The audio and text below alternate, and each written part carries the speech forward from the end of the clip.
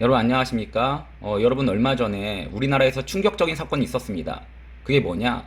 바로 4.27 시대연구원 연구위원으로 있는 이정훈이라는 사람이 국내에 잠입한 이 북한 공작원에게 우리나라 정보를 보고하다가 발각돼서 구속된 사건입니다. 즉 한마디로 말하면 간첩 활동이 의심돼서 잡혔다는 거죠. 여러분 충격적이지 않습니까? 아니 어떻게 2021년에 우리나라에서 이런 일이 일어날 수 있을까요?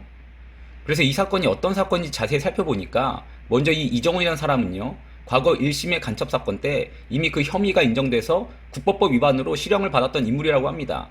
그런데 이런 사람이 또다시 북한 공작원과 교류를 하다가 발각이 되었다는 거죠. 여러분 그러면 이 사람이 소속됐던 이 4.27 시대연구원이 궁금해지죠? 도대체 이곳이 어떤 곳일까? 그래서 기사를 한번 찾아봤어요. 그러니까 자주통일을 위해서 2018년에 창설된 단체라고 합니다. 여러분 뭐 자주통일 이것만 봐도 이 단체의 성향을 추측할 수 있을 것 같아요. 하지만 그래도 혹시나 실수할 수 있으니까 이것만 보고 잘못 판단하면 안 되니까 이 단체의 주요 인물들이 누구인지 한번 살펴보기로 했습니다. 그 단체에 활동하는 인물을 보면 단체의 성격도 확실히 알 수 있으니까요. 그래서 한번 봤어요. 그래서 기사를 찾아보니까 초대 원장으로 한충목이라는 분이 세워졌다고 하는데 이분은요 한국진보연대의 대표를 지냈던 사람으로 과거 2010년엔 장기적으로 북한의 지령을 받은 혐의가 의심돼서 국정원의 조사까지 진행된 적이 있었다고 합니다.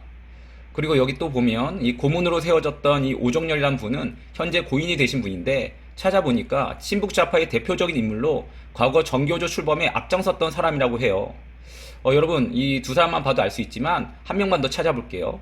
이 4.27 시대연구원이 출범될 때 축사를 맡았던 사람이 바로 목사였다고 합니다. 근데 그 목사가 누구냐? 바로 이 조헌정 목사입니다. 그렇다면 이 조헌정 목사가 누구냐? 그리스도교 주체사상 초대연구소장으로 주체사상을 인정하며 대화해야 한다고 주장하는 사람입니다.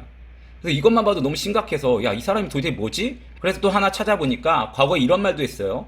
천안함 사건에 대해 북한 소행이라고 볼 수 있는 근거가 없다. 천안함 재조사해야 된다. 이렇게 주장했던 사람이 바로 이 조헌정 목사라는 거죠. 여러분 이렇게 4.27 시대연구원이 어떤 곳인지 이 세 사람을 한번 살펴봤어요.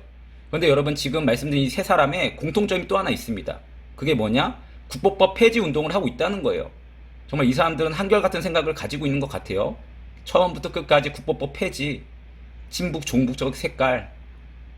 그런데 이런 사람들이 모여서 활동하는 곳이 바로 4.27 시대연구원이라는 곳입니다. 여러분 그러면 이제 이곳의 성향이 확실히 파악되는 것 같죠? 그런데 바로 이런 곳에서 활동했던 이정훈이라는 사람이 과거 1심의 사건에 이어서 또다시 간첩 활동이 의심되는 일을 하다가 얼마 전에 붙잡혔다는 것입니다. 여러분 그런데요 이 사람이 지금 조사받고 있는 것 비단 북한 공작원에게 정보 넘긴 것만이 아닙니다. 여기 기사 보시면요 이정훈 씨는 이적 표현물을 만들어 판매한 혐의로도 지금 조사를 받고 있다고 하는데요. 주체사상 에세이, 북한 바로알기 백문택답 등 주체사상을 옹호하며 찬양하는 이 친북적 색채가 담긴 책을 판매한 혐의로 지금 조사를 받고 있다는 거죠. 여러분 정말 충격적이지 않습니까? 아니 21세기에 대한민국 서울에서 버젓이 북한 공작원과 교류하는 사람이 있다는 게 여러분 이게 말이 됩니까? 그런데 더 충격은요. 이런 사람이 쓴 책이 지금 우리나라에서 유통되고 있었다는 사실입니다. 심지어 이 책 중 하나는요. 통일교육원에서 교육자료로 쓰여지기까지 했다고 해요. 여러분 이게 이해가 됩니까?